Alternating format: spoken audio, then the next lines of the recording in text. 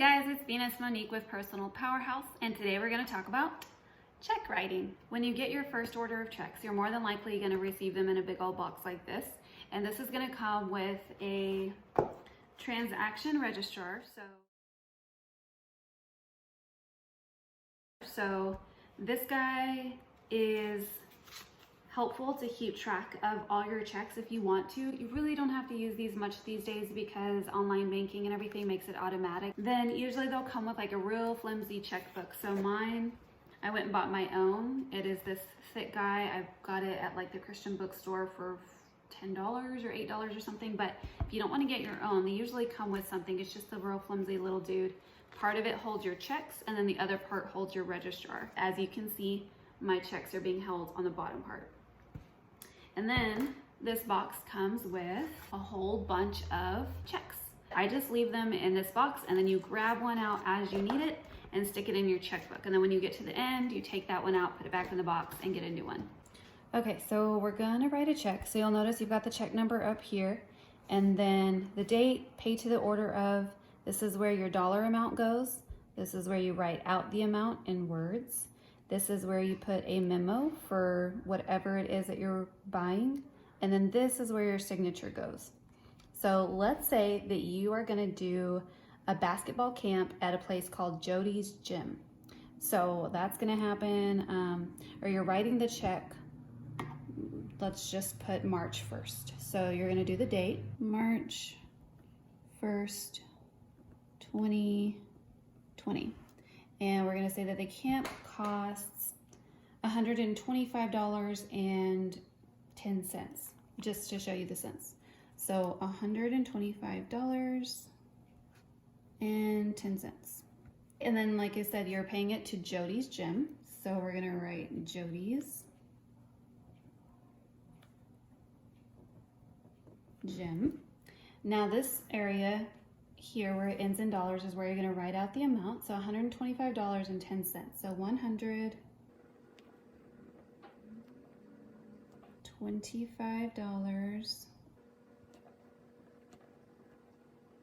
and then your cents. So 10 over 100. It doesn't matter what your cents are, it's going to be over 100. So if it's 22 cents or 87 cents, it's going to be over 100. And then this line, a lot of people put it at the end so that nobody can add on to this line, okay? You don't have to, but it's just something a lot of people do, and I do it myself. Now, this is the memo line. It'll say memo or it'll say for. So you're doing the basketball camp. That's gonna go here. And I've got my Post-it over this, but we're gonna put... Okay, now the reason you put a memo is because what if you're also doing gymnastics at Jody's Gym? Or what if you are also doing swimming at Jody's Gym? So this is just the memo that reminds you what you bought from this company. And then you put your signature here. So, and then you tear it off. Now I get the carbon copy. So when you hold this part, this just helps you tear better. It helps hold this down so that you don't mess up the binding. So hold here. And then tear gently across. And then you'll notice I said I have duplicate checks. So this carbon copy here has all the information that I need. And then my signature is hidden. And this is all I do so that I don't have to take this information and then put it in the registrar. I don't use this at all. I just use the duplicate. And then when my entire checkbook is full of just carbon copies, then I take my checkbook out and I put it back in here and then I get a new set and slide it in here. Okay, so we're gonna go ahead and write one more check just to kind of get you in the groove. So this is the check we just wrote to Jody's Gym for 125 bucks. And then you've got your carbon copy here, and then it's time to write another check. So here's my next check.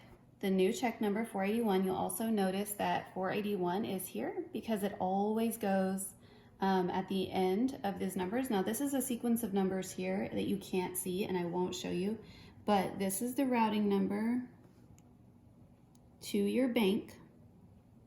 And then this is your account number at your bank.